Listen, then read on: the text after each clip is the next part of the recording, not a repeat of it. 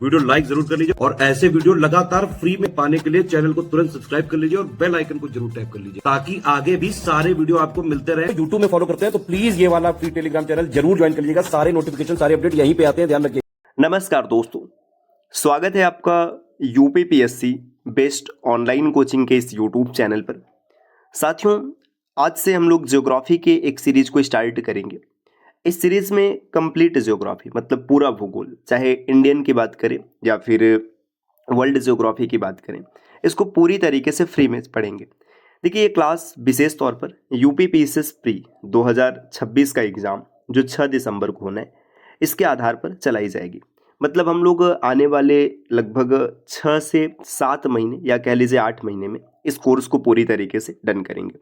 Class बिल्कुल free होने वाली है, किसी भी प्रकार के फीस की आवश्यकता नहीं। बस आपकी फ़ीस इतनी सी है कि वीडियो को लाइक कर दीजिएगा और चैनल पर अगर पहली बार विजिट किए तो सब्सक्राइब करना ना भूलिएगा।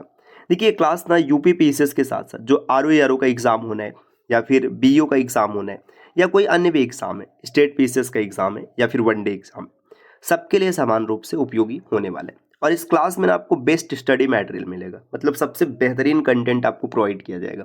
और क्लास जितनी भी रहेगी ये पूरा मतलब हैंड रिटन रहेगा। हैंड रिटन का मतलब यहाँ पे हम लोग एक एक फैक्ट को लिखते हुए और समझते हुए चलेंगे। तो ज़्यादा बेहतर होगा कि जब भी आप इस क्लास में आइए, आप पेन और कॉपी के साथ आइए। पेन और कॉपी के साथ इसलिए ताकि साथ में नोट्स बनाते हुए चलिए, क्योंकि हम लोग लिखते हुए चलेंगे, समझते हुए चलेंगे, डायग्राम को बनाएंगे, मैप को बनाएंगे, तो आप भी साथ में कर सकते हैं। तो चलिए साथियों, अब आज के इस इंटरेस्टिंग सीरीज को स्टार्ट करते हैं। इससे पहले आपको बता दें कि अगर आपने यूपीपीएससी 2026 को टारगेट किया हुआ है तो 2026 की पूरी तैयारी करने के लिए आप स्टडी फॉर सिविल सर्विसेज के इस बैच को ज्वाइन कर सकते हैं। देखिए, इसमें एकदम बेसिक से लेके सिलेक्शन तक का पूरा मटेरियल आपको दिया जाएगा। एग्जाम ओरिएंटेड सिलेक्शन मटेरियल रहेगा जिसे पढ़ के आप आसानी से सिलेक्शन क्लियर कर पाएंगे। कंप्लीट पीपीटी या फिर पीडीएफ नोट्स यहाँ पे प्रोवाइड कराया जाएगा जितना आपको आवश्यक है, और उसके रिकॉर्डेड क्लासेस भी आपको मिल जाएंगे। और वीडियो आप अनलिमिटेड टाइम देख पाएंगे, जितनी बार आपको देखना है आप देख सकते हैं। और बड़ी चीज़ पता है क्या है, ये बाईलैंग्वेज होगा और कोर्स की वैलिडिटी एग्जाम तक होगी। जब तक आपका एग्जाम नहीं हो जाएगा ये कोर्स आपके लिए वैलिड रहेगा। ऐसा नहीं है कि 4 महीने 6 महीने में ख़त्म हो गया फिर आप क्या करेंगे। अगर कोर्स ज्वाइन करने के इच्छुक हैं तो प्ले स्टोर से स्टडी फॉर सिविल सर्विसेज का एप्लीकेशन इंस्टॉल कीजिए और कोर्स ज्वाइन करते समय कूपन कोड लगाइएगा ज्ञान सर। 20% का डिस्काउंट भी मिलेगा। मात्र 2999 रुपये में कोर्स आपको मिल जाएगा। चलिए, अब हम लोग शुरू करते हैं आज के इस इंटरेस्टिंग सेशन को। देखिए, क्लास स्टार्ट करेंगे तो सबसे पहले हम लोग कहानी शुरू करते हैं ज्योग्राफी के डेफिनेशन से, है ना। ज्योग्राफी मतलब भूगोल होता क्या है। देखिए, ये क्लास इसी फॉर्मेट में रहेगा, हर एक चीज़ आपको ऐसे लिखा जाएगा। तो पेन और कॉपी के साथ आप रहेंगे तो आप नोट्स को बना सकते हैं। देखिए, अगर ज्योग्राफी की बात करें, जो ज्योग्राफी शब्द है ये आया कहाँ से, तो ज्योग्राफी शब्द जो है एक यूनानी शब्द था, है ना। ज्योग्राफी शब्द जो एक यूनानी शब्द, यूनानी कह लीजिए या फिर लैटिन कह लीजिए, यूनानी शब्द है। वो शब्द है जियोग्राफिया, है ना। यूनानी शब्द क्या है, जियोग्राफिया, है ना। ये जो जियोग्राफिया शब्द है इससे बना हुआ है। तो यूनानी शब्द जियोग्राफिया से जियोग्राफी बना है। अब जियोग्राफिया का कुछ अर्थ होता होगा, तो जियोग्राफिया शब्द जो है यूनानी, इसका अर्थ होता है पृथ्वी का वर्णन करना। तो साथियों, ये जो यूनानी शब्द है जियोग्राफिया, इसका अर्थ होता है पृथ्वी का वर्णन करना। अब यहीं से क्लियर हो गया कि जियोग्राफी में हम लोग विशेष तौर पर पृथ्वी का वर्णन करेंगे, पृथ्वी के बारे में देखेंगे। देखिए, बात कितना क्लियर हुआ कि जो जियोग्राफी शब्द है एक यूनानी शब्द है जियोग्राफिया, जियोग्राफिया से बना है और जियोग्राफिया का अर्थ होता है पृथ्वी का वर्णन करना। तो जियोग्राफी जब हम पढ़ेंगे तो इसमें विशेष तौर पर पृथ्वी के वर्णन से संबंधित बातें की जाएगी। तो अब अगर इसके डेफिनेशन की बात करें कि इसका डेफिनेशन क्या है, डेफिनेशन भी पता होना चाहिए। तो डेफिनेशन कुछ इस प्रकार का है कि जियोग्राफी एक तरीके की विज्ञान है, एक तरीके का साइंस है। क्या है, साइंस है। जियोग्राफी एक तरीके का साइंस है, क्योंकि जो भी चीज़ आप पढ़ेंगे सब साइंस है। जो पृथ्वी की सतह, देखिए साइंस क्या बताता है, ये साइंस बताता है पृथ्वी की सतह, पृथ्वी की सतह, है ना। और सतह के साथ साथ और क्या क्या इसमें शामिल हो जाएगा, जो पृथ्वी की सतह हो गया, है ना। इसका जो भौतिक स्वरूप है, पृथ्वी का भौतिक स्वरूप, पृथ्वी की सतह, भौतिक स्वरूप। अब देखिए, जब भी भौतिक कहा जाएगा ना, तो जितनी चीज़ें आपको दिख रही, जैसे पर्वत हो गया, नदियाँ हो गया, जलवायु हो गया, ये सब, और साथ ही साथ जो मानव समाज है, मानव समाज, के साथ इसका संबंध किस प्रकार से है। इन सब का अध्ययन करता है के बारे में पढ़ा जाता है, उसी को ज्योग्राफी कहते हैं। तो डेफिनेशन क्या हो जाएगा, देखिए भूगोल विज्ञान है या फिर ऐसा विज्ञान है जो पृथ्वी की सतह, उसके भौतिक स्वरूप में पर्वत हो जाएगा, नदियां हो जाएगा, जलवायु हो जाएगा, और मानव समाज के संबंधों के बारे में जानकारी देते हैं, उसे क्या कहते हैं, उसे कहते हैं हम लोग भूगोल। तो डेफिनेशन याद रखिएगा कि भूगोल वह विज्ञान है जो पृथ्वी की सतह, उसके भौतिक स्वरूप और मानव समाज के संबंधों के बारे में बताते हैं, उसे हम लोग कहते हैं भूगोल। ठीक, अब भूगोल के जनक कौन है, फादर, क्योंकि ये भी क्वेश्चन कई बार पूछा जाता है फादर कौन है। अगर फादर ऑफ ज्योग्राफी की बात किया जाए कि भूगोल के जनक कौन है, तो फादर ऑफ ज्योग्राफी बड़ा ही सिंपल सा है, ये वनडे एग्जाम में अक्सर पूछ लिया जाता है। नाम याद रखिएगा, इरेटोस्थानिस है ना, इरेटो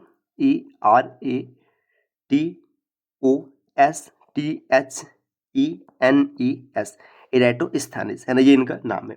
और इन्होंने ही सबसे पहले ज्योग्राफी शब्द का प्रयोग भी किया था। तो ज्योग्राफी शब्द का सबसे पहला प्रयोग किसने किया था, इरेटोस्थानिस ने किया था। देखिए अब ज्योग्राफी को आप दो पार्ट्स में डिवाइड कर सकते हैं, इंडियन ज्योग्राफी और वर्ल्ड ज्योग्राफी। इंडियन मतलब भारत का भूगोल, वहाँ पे भारत से संबंधित चीजें देखेंगे, और वर्ल्ड का मतलब पूरी दुनिया की बात करेंगे। तो अब किसी भी चीज की तरफ हम आगे बढ़े, इससे पहले ना हमें अक्षांश और देशांतर, इसके बारे में अच्छा पता होना चाहिए, क्योंकि अक्षांश और देशांतर से आप चीज़ों का अनुमान लगाना शुरू करेंगे। तो आज हम लोग समझते अक्षांश को, है ना, कि अक्षांश क्या होता है ना। अक्षांश, देखिए अक्षांश को इंग्लिश में अगर देखेंगे ना, तो इंग्लिश में इसको कहा जाता है लैटिट्यूड, है ना, लैटिट्यूड कहा जाता है। जैसे आप लैटिट्यूड कहेंगे तो चीज़ें क्लियर हो गया। लैटिट्यूड, लैटिट्यूड का मतलब क्या होता है, लेटी हुई रेखाएं, जैसे जो ऐसे रेखाएं लेटी, उसको लैटिट्यूड कहेंगे। जो देशांतर उसे लॉन्गिट्यूड कहते हैं, ऐसे लंबी रेखाएं, है ना। तो अब पहले हम लोग आज अक्षांश को समझते हैं। अक्षांश है क्या, इसको समझने के लिए आप देखिए, जैसे मान लीजिए आपकी पृथ्वी है ना, एक एक चीज को विस्तार से ऐसे डायग्राम के माध्यम से समझाया जाएगा, ताकि आपके लिए भी समझना आसान और चीजों को याद करना। देखिए ये पृथ्वी है, अब पृथ्वी पे क्या किया गया, कुछ काल्पनिक रेखाएं खींची गई। काल्पनिक है, वास्तविक नहीं है, ऐसा नहीं है कि पृथ्वी पर ही रेखा खींच दिया गया। एक काल्पनिक रेखा, देखिए ये बीच में एक काल्पनिक रेखा है, एकदम बीचों बीच, है ना। इस रेखा को कहते हैं 0 डिग्री अक्षांश, 0 डिग्री अक्षांश, या फिर इसका नाम है भूमध्य रेखा, है ना। 0 डिग्री अक्षांश कहेंगे, या फिर इसी को कहेंगे भूमध्य, इसी को विषुवत भी कहते हैं, है ना। इंग्लिश में इक्वेटर कहा जाता है। देखिए 0 डिग्री अक्षांश क्या होता है, एक काल्पनिक रेखा होता है जो पृथ्वी को दो भागों में विभाजित करते हैं। दो भाग कहने का मतलब एक नीचे हो जाएगा, एक ऊपर हो जाएगा। जो ऊपर का हिस्सा बना है इसको कहते हैं उत्तरी गोलार्ध, है ना, इसका नाम हो जाएगा उत्तरी गोलार्ध, क्योंकि पृथ्वी दो भागों में बटा है तो ये उत्तरी गोलार्ध है। और जो नीचे है, नीचे वाला हो जाएगा दक्षिणी गोलार्ध। तो यहाँ तक चीजें क्लियर हो गया, उत्तरी गोलार्ध और दक्षिणी गोलार्ध। तो देखिए भूमध्य रेखा क्या होता है, 0 डिग्री अक्षांश को भूमध्य रेखा कहते हैं। पृथ्वी को दो भागों में बांटते हैं, जो ऊपर की ओर है उसे उत्तरी गोलार्ध कहेंगे, और जो नीचे की ओर है उसे दक्षिणी गोलार्ध कहेंगे। अब इसके बाद देखिए यहाँ पे होता है ध्रुव, है ना, ये होता है ध्रुव, ये उत्तरी ध्रुव है, और यहाँ पर होता है ये दक्षिणी ध्रुव। ठीक, अब अगर ऐसे यहाँ पे एक एंगल बनाया जाए, ऐसे देखिए, तो ये 90 डिग्री का एंगल बनेगा, सीधी सी बात है, 90 अंश का कोण ऐसा ही होता है ना। तो 90 अंश का कोण बनेगा। तो यहाँ से ना हर डिग्री पर एक ऐसे काल्पनिक रेखा खींची जाती है। जैसे 1 डिग्री है तो ऐसे एक काल्पनिक रेखा खींच देंगे, है ना।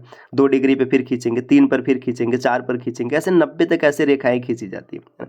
ये जो रेखा है ना, ये पृथ्वी के चारों तरफ होती है। चारों तरफ कहने का तात्पर्य है कि जैसे वृत्ताकार होते हैं, इसी को कहते हैं अक्षांश। देखिए डेफिनेशन क्या है, डेफिनेशन ये हो जाएगा कि पृथ्वी पर काल्पनिक रेखाएं जो वृत्त के रूप में खींची गई हैं, उसी को हम लोग अक्षांश कहते हैं। अक्षांश है क्या, देखिए 0 डिग्री अक्षांश से लेके जो उत्तरी अक्षांश से यहाँ तक रेखाएं खींच, ये उत्तरी ध्रुव है, यहाँ तक खींचा गया। अब यहाँ से कुछ पॉइंट्स है जो पेपर में आते हैं। देखिए जो 23.5 डिग्री ऐसे आगे बढ़ेंगे ना, तो यहाँ पे 23.5 डिग्री उत्तरी अक्षांश है। 23.5 हम लोग लिख रहे हैं, बात वही है। 23.5 डिग्री उत्तरी अक्षांश, है ना। नॉर्थ मतलब उत्तरी, इसको कहा जाता है कर्क रेखा। तो कई बार मैचिंग के लिए आ जाता है कि कर्क रेखा कौन है, तो कर्क रेखा क्या है, 23.5 उत्तरी। अगर 23.5 उत्तरी कर्क है, तो ऐसे नीचे होता है 23.5 दक्षिणी, है ना। 23.5 डिग्री दक्षिणी अक्षांश, ये साउथ में रहता है, इसको कहते हैं मकर, है ना। देखिए 23.5 उत्तरी जो है वो क्या है, वो कर्क रेखा है, और 23.5 दक्षिणी क्या है, मकर रेखा है। इसी तरीके से और आगे बढ़ेंगे तो यहाँ पर 66.5 है ना, 66.5 उत्तरी अक्षांश हो जाएगा, 66.5। ये उत्तरी है तो इसको कहा जाता है आर्कटिक, है ना, इसका नाम याद रखिएगा, ये है आर्कटिक। और इसी तरीके से आप नीचे देखेंगे तो यहाँ पर 66.5 दक्षिणी है ना, इसको कहते हैं, ये 66.5 में रहेगा, साउथ रहेगा, 66.5 ये साउथ होता है, इसको अंटार्कटिक नाम दिया जाता है। अंटार्कटिक। तो देखिए यहाँ पे ये जो रेखाएं हैं आर्कटिक, अंटार्कटिक, कर्क रेखा, मकर रेखा और भूमध्य रेखा, तो इन सबको आप क्लियर कर ले। देखिए अब यहाँ से पता चला कि जो 66.5 नॉर्थ है इसको क्या कहते हैं, आर्कटिक कहते हैं, आर्कटिक रेखा या फिर आर्कटिक वृत्त कहेंगे। 23.5 नॉर्थ जो इसको कर्क कहेंगे, ठीक। 0 डिग्री अक्षांश जो इसको भूमध्य रेखा कहेंगे या विषुवत कहेंगे। 23.5 साउथ को मकर कहते हैं और 66.5 साउथ को अंटार्कटिक नाम दिया जाता है, ठीक। तो यहाँ से अब कुछ चीज़ें आप क्लियर कर पाएंगे। देखिए क्या कर पाएंगे यहाँ पे, अगर हम लोग अक्षांश की बात करें तो ये चीज़ क्लियर हो गया कि विषुवत रेखा से, देखिए विषुवत रेखा से आप यहाँ पे देखिएगा ये विषुवत रेखा है ना, या भूमध्य रेखा कह लीजिए, से उत्तरीय ध्रुव तक। देखिए डेफिनेशन क्या हो जाएगा कि विषुवत रेखा से, विषुवत रेखा से उत्तरी ध्रुव तक, उत्तरी ध्रुव या फिर दक्षिणी ध्रुव तक कह लीजिएगा, दोनों तरफ, मतलब यहाँ पे ध्रुव लिखिए, उत्तरी या दक्षिणी से ज़्यादा अच्छा ध्रुव लिखिए, है ना। विषुवत रेखा से ध्रुव तक प्रत्येक डिग्री पर, मतलब प्रत्येक कोण पर या डिग्री कह लीजिए, प्रत्येक कोण पर एक काल्पनिक रेखा होती है, एक काल्पनिक रेखा होती है। और ये जो काल्पनिक रेखा है इसी को हम लोग क्या कहते हैं, अक्षांश कहते हैं। तो डेफिनेशन क्लियर हो गया कि विषुवत रेखा से ध्रुव तक प्रत्येक कोण पर एक काल्पनिक रेखा है, जिसे क्या कहते हैं, जिसे अक्षांश कहते हैं। अब इसकी कुछ प्रॉपर्टीज है, जो प्रॉपर्टी आपको पता होना चाहिए कि अक्षांश रेखा पूर्ण वृत्त होता है। ये पॉइंट याद रखें, ये हमेशा क्या होता है, पूर्ण वृत्त होता है। पूर्ण वृत्त कहने का मतलब ये ऐसे पूरा चारों तरफ बना होता है, पूर्ण वृत्त होता है, पहला पॉइंट है ना। दूसरा पॉइंट कि ये रेखाएं कभी एक दूसरे को प्रतिच्छेदित नहीं करती, है ना, कभी एक दूसरे को काटती नहीं है या फिर प्रतिच्छेदित नहीं करती, मतलब एक दूसरे को कभी प्रतिच्छेद नहीं करेंगे। ये दूसरा पॉइंट हो गया। तीसरे पॉइंट की बात करें तो इनके बीच की दूरी समान होती है, ये हमेशा समान दूरी पर रहता है। अब समान दूरी पर रहता है तो ये दूरी कितनी है ये भी कई बार पूछा जाता है। तो दूरी होता है 111 किलोमीटर, है ना, ये पॉइंट आपको याद रखेगा। या इसको अगर मील में कन्वर्ट करेंगे तो ये हो जाएगा 69 मील। ये मील भी आपको पता होना चाहिए, अगर कभी पूछ लेगा तो आप लिख पाएंगे। अच्छा, इनकी संख्या कितनी होती है, संख्या की बात करें तो इनकी संख्या होती है, जो कुल संख्या है ये 179 है ना, 179 इनकी कुल संख्या है। देखिए 79 उत्तरी गोलार्ध में, एक ये भूमध्य रेखा और 79 दक्षिणी गोलार्ध में। तो आप इसको याद रख सकते हैं। और ये 89, मैं 79 लिख रहा हूँ, 89 है ना, क्योंकि 90 डिग्री का है। तो यहाँ पे ये इस तरीके से इनकी कुल संख्या 179 होता है। तो ये साथियों अक्षांश से संबंधित चीज़ें रही। अब इसी तरीके से अगर हम लोग देशांतर की बात करें, देशांतर क्या होता है, जैसे आपने अक्षांश समझ लिया तो देशांतर भी यहाँ पे समझना आवश्यक है। देखिए देशांतर को लॉन्गिट्यूड कहा जाता है। लॉन्गिट्यूड मतलब जो लंबी रेखाएं है ना, लॉन्गिट्यूड है ना। अब ये जो लंबी रेखाएं ये कैसे बनेंगी, देखिए ये आपका पृथ्वी होगा, है ना, ठीक। यहाँ पे नॉर्थ पोल है, ये नॉर्थ पोल हो गया, और यहाँ पर साउथ पोल है, ये दक्षिणी ध्रुव हो गया। अब नॉर्थ पोल और साउथ पोल को मिलाने वाली जो रेखा है, जैसे ये इस प्रकार की ऐसे रेखा जो खींची गई है ना, ये रेखा है ना, ये इस प्रकार की जो रेखा होती है इसको देशांतर रेखाएं कहते हैं, है ना। ये भी काल्पनिक होता है, ऐसा नहीं होता है कि सच में पृथ्वी पर ऐसे रेखा खींचा गया। इन रेखाओं को देशांतर रेखा कहा जाता है, ठीक। तो डेफिनेशन अगर आपको लिखना होगा तो याद रखिएगा कि नॉर्थ पोल और साउथ पोल, उत्तरी ध्रुव और दक्षिणी ध्रुव को मिलाने वाली काल्पनिक रेखा को क्या कहते हैं, देशांतर रेखा कहते हैं। अब जो अक्षांश से पूर्ण वृत्त होता था, ये पूर्ण वृत्त नहीं होता, है ना, पूर्ण वृत्त नहीं होता, ये पॉइंट आपको पता होना चाहिए। तीसरा पॉइंट इसमें इनके मध्य की दूरी भी समान नहीं होती। उसमें क्या था, दूरी समान थी, है ना, मध्य की दूरी समान नहीं होती। अब यहाँ से क्वेश्चन बन जाता है कि दूरी कहाँ पर जाती है। देखो आपको सीधा सीधा दिख रहा है कि जैसे ध्रुव की ओर जा रहे तो ये सटता जा रहा है, मतलब दूरी कम होता जा रहा है। तो जो भूमध्य रेखा है ना, भूमध्य रेखा पर जो दूरी होता है ये अधिकतम होता है, भूमध्य रेखा पर मैक्सिमम होता है। और जो ध्रुव पर, अब जैसे ध्रुवों पर आने लगेंगे तो ध्रुवों पर ये दूरी क्या हो जाएगी, न्यूनतम हो जाएगी। तो ध्रुवों पर सबसे कम होते हैं, ठीक। अब उसमें अलग अलग नाम दिया गया था, जैसे 0 डिग्री अक्षांश था, 23.5 अक्षांश था, उत्तरी दक्षिणी। ऐसे यहाँ पे जो 0 डिग्री देशांतर होता है ना, 0 डिग्री देशांतर की बात करेंगे तो 0 डिग्री देशांतर को ग्रीनविच मीन टाइम GMT कहा जाता है। ये लंदन से गुजरता है, यहीं से समय का निर्धारण किया जाता है ना। और ये पृथ्वी को 2 भागों में बांटता है, पूर्वी गोलार्ध और पश्चिमी गोलार्ध। तो साथियों अक्षांश और देशांतर इससे संबंधित जितने भी पॉइंट थे, उम्मीद है कि आपको चीज़ें समझ में आ गई होंगी। देखिए एक बार रिवाइज कर देते हैं। देखिए ज्योग्राफी की बात करें तो ज्योग्राफी शब्द का सबसे पहले प्रयोग इराटोस्थानीज ने किया था। ये ज्योग्राफी यूनानी भाषा का शब्द है जिसका अर्थ होता है पृथ्वी का वर्णन करना। ठीक, अब ज्योग्राफी के डेफिनेशन की बात करें तो ज्योग्राफी एक साइंस है जो पृथ्वी की सतह, भौतिक स्वरूप, मानव समाज के साथ इनके संबंधों को दर्शाती है। ज्योग्राफी के जनक है इराटोस्थानीज।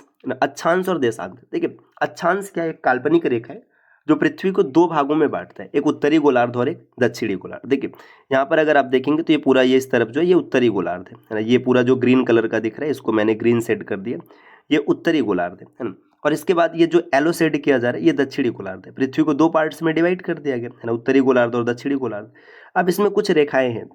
0 डिग्री जो है इसे अक्षांश, 0 डिग्री अक्षांश को भूमध्य रेखा कहते हैं। 23.5 नॉर्थ को कर्क कहते हैं, 23.5 साउथ को मकर कहते हैं, है ना।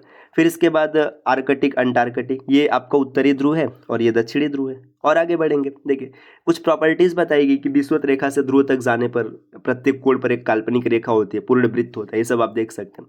फिर देशांतर, देखिए देशांतर रेखा पृथ्वी को दो भागों में बांटता है। जैसे अगर यहाँ से मैं मान लूँ, देखिए ये बीच से इस तरफ का जो है ये आपका पूर्वी गोलार्ध हो गया ना। पूर्वी गोलार्ध मतलब ये दो पार्ट्स में बांट दिया गया, इस तरफ ये पूरब वाला आ गया है ना। और इस तरफ क्या हो गया, इस तरफ जैसे ये पश्चिमी गोलार्ध है कि ये भाई पश्चिम की तरफ हो गया तो पश्चिमी गोलार्ध है। ऐसे पृथ्वी को दो पार्ट्स में डिवाइड कर दिया गया। तो अक्षांश और देशांतर, इसके बारे में और जो चीज़ें होंगी हम लोग कल की क्लास में और बेहतरीन तरीके से डिस्कशन करेंगे। तो अगर आप इस तरीके से ज्योग्राफी को फ्री में सीखना चाहते हैं तो चैनल को सब्सक्राइब करके रखिएगा। और यूपी पीसीएस 2026 अगर आपको पूरी तैयारी करनी है तो स्टडी फॉर सिविल सर्विसेज के कोर्स सबसे बेहतरीन है, आप उन्हें ज्वाइन कर सकते हैं, जिसके लिए नीचे स्क्रीन पर दिख रहे किसी भी नंबर पर आप कॉल या व्हाट्सएप कर कोर्स की पूरी जानकारी ले सकते हैं। तो मिलते हैं साथियों आपसे नेक्स्ट वीडियो में, तब तक के लिए नमस्कार।